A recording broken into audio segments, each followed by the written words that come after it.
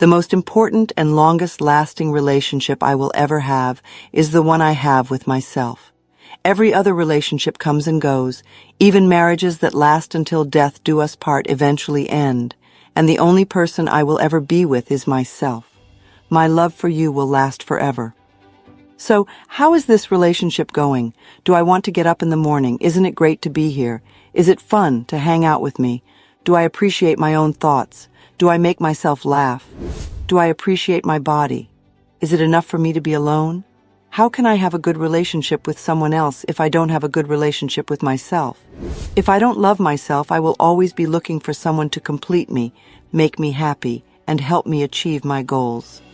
Being needy is the most effective way to attract a failed relationship. According to author Wayne Dyer, any relationship in which two people become one results in half people. You see, expecting the other person to fix your life or be your better half sets you up for failure. Before you enter a relationship, you should be completely satisfied with yourself. Also, if you are in a relationship with someone who does not love himself or herself, you will never be good enough for someone who is insecure, frustrated, jealous, self-loathing, or resentful.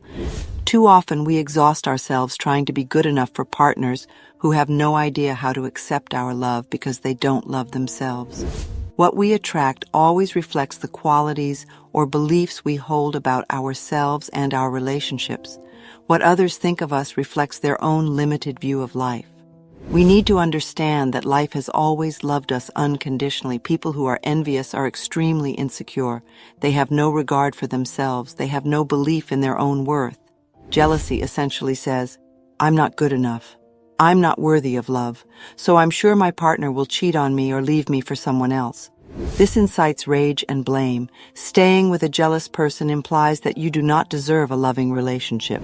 It's frequently the same with spousal abusers. They either grow up in a family where abuse is normal and simply continue the family pattern, or they do not. Alternatively, they blame the world and their partners for their own lack of self-esteem. Abusers will never stop abusing unless they receive therapy. Abusers are almost always accompanied by a parent.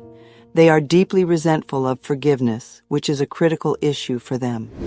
They must be aware of their patterns and willing to change. All of my relationships are influenced by the relationships I had with my parents.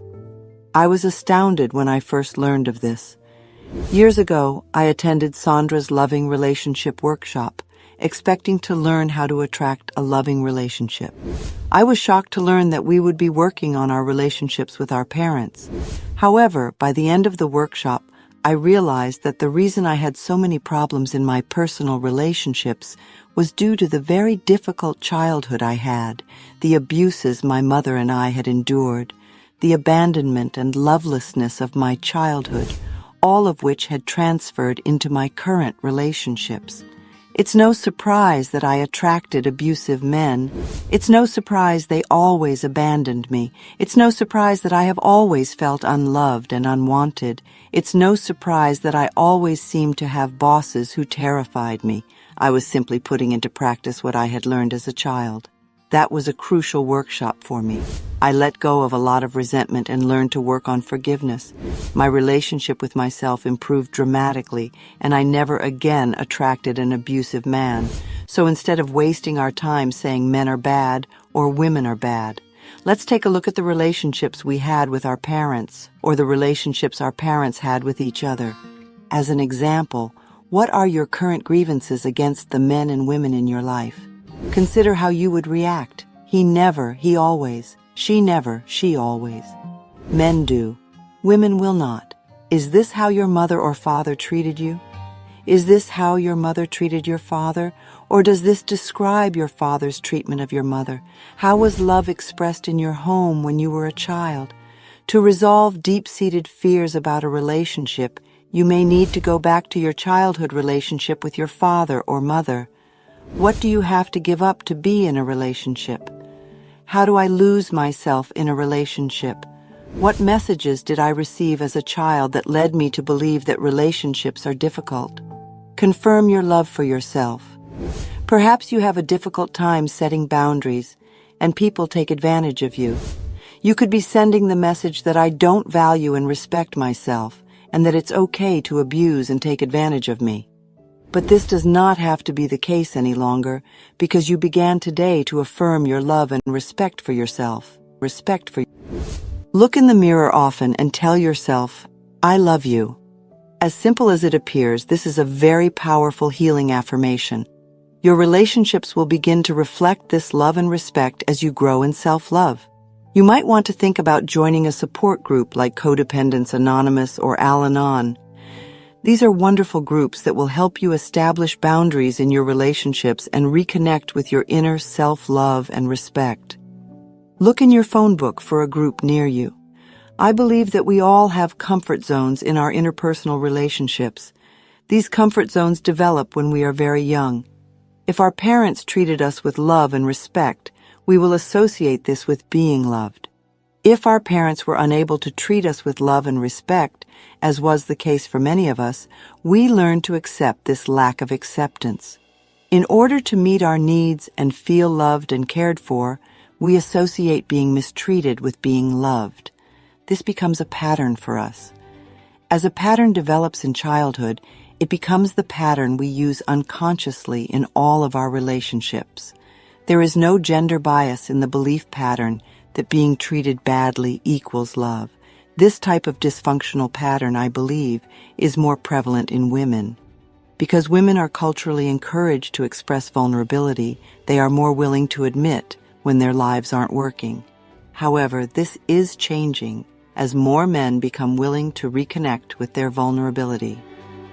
Robin Norwood's Women Who Love Too Much is an excellent relationship book. I also recommend Barbara DeAngelis's audio cassette album, Making Relationships Work.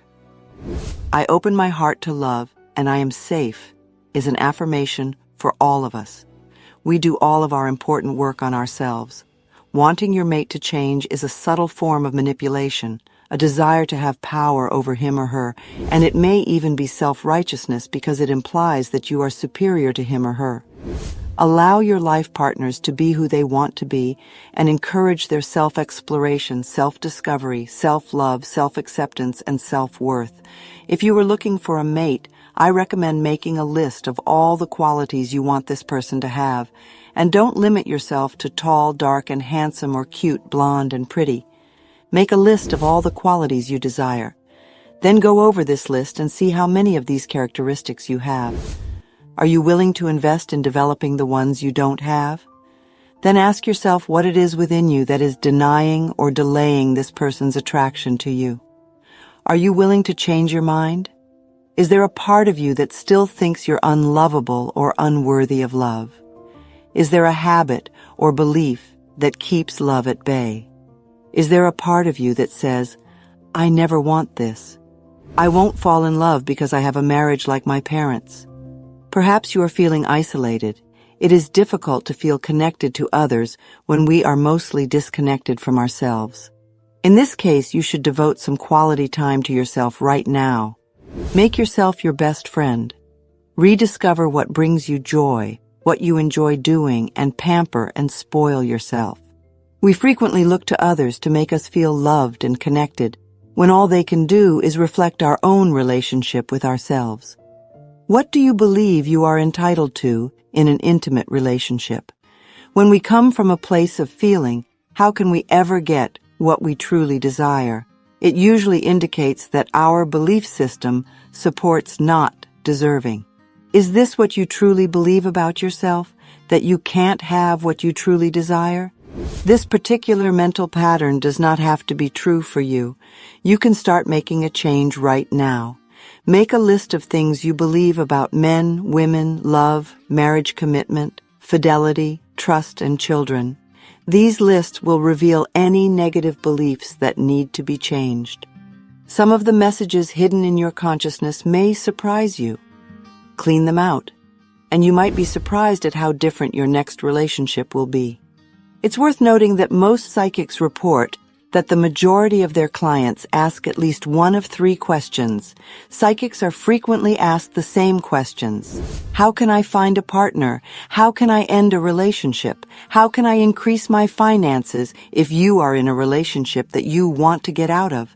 Use that all-powerful tool blessing with love. Affirm, I bless you with love, and I release you. You are free, and I am free. This should be done frequently. Then be very clear about what you do want in a relationship. Make a list if necessary. Meanwhile, work on loving yourself constantly and love and accept the other person completely as they are. One of two things will happen automatically as you change and grow on the inside. The other person will either align with your desires or disappear entirely. If they disappear from your life, this transition will be painless. Always begin with self-love and appreciation. Everything else will be different. Use the affirmation, I now realize how wonderful I am. I choose to enjoy and love myself. It is critical to clean up and resolve old relationships before committing to a new one. If you are constantly talking about or thinking about your previous love, you are not yet free to enter the new one. We may deify our previous love to protect ourselves from being vulnerable in the present moment. In her book, she describes a return to love. Marianne Williamson shares this excellent barometer for our decisions. She claims that in every interaction, we are either moving towards or away from love to be completely happy and alive. We want to make decisions in our lives that lead us to love. As you work to overcome the obstacles that are impeding your relationship, experiment with being your own lover. Give yourself the gift of romance and love. Prove to yourself how unique you are. Take care of yourself. Give yourself small tokens of kindness and appreciation. Purchase flowers for yourself. Surround yourself with pleasing colors, textures, and scents.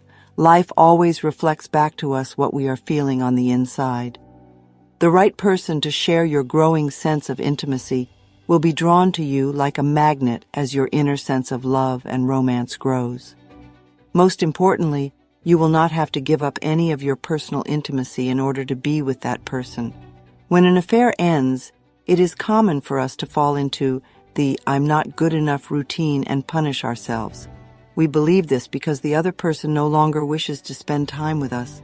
There must be something wrong with us, and we frequently experience deep despair. However, it is not true that there is something wrong with us. Every relationship is a learning experience. We get together for a short time. For as long as we can, we share energy and experiences. We learn what we can together, and then it's time to part ways. This is perfectly normal and natural. Avoid the pain of partying by not clinging to an old romantic relationship. Don't put up with physical or emotional abuse just to be with someone. Clinging to old experiences will never lead to a fulfilling life. When we allow ourselves to be disrespected, we are saying, I am not worthy of love, so I must stay here and accept this behavior. I can't stand being alone with myself, and I'm pretty sure I will never find another relationship. These negative affirmations depress you. Instead, pay attention to the signals. When a relationship ends, life gives you the opportunity to try something new. This can be a time for deep gratitude, acknowledging the good times you had together and appreciating all of the learning experiences, after which you can let go of that relationship with love and move on with your life. This is the time to love yourself tenderly and understandingly.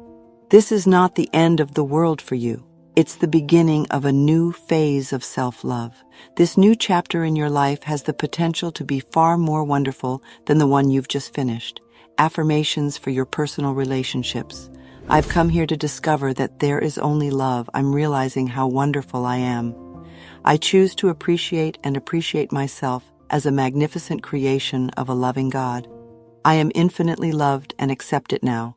I am ready and willing to be in a wonderful, loving relationship. By thinking positive, loving thoughts, I establish a loving and supportive relationship. I welcome love into my heart. It is safe for me to express my feelings of love. Everyone gets along with me. There is joy and laughter wherever I go. I speak from the bottom of my heart. People adore me, and I adore them. I'm at peace with life. I have always had the ideal partner in my life. My love for myself keeps me safe and secure.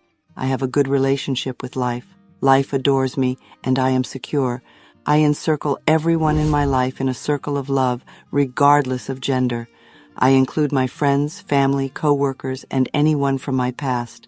I affirm that I have wonderful, harmonious relationships with everyone in which mutual respect and care are shown on both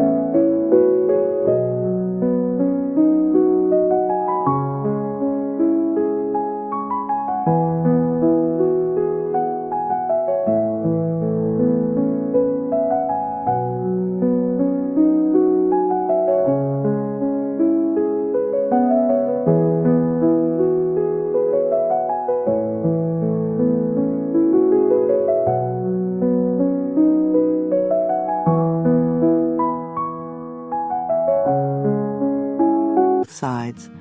I live in dignity, peace, and joy.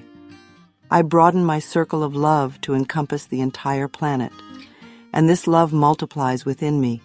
There is unconditional love within me, and I express it to everyone. My unconditional love includes me because I know I am worthy of being loved. I adore and value myself. That is correct.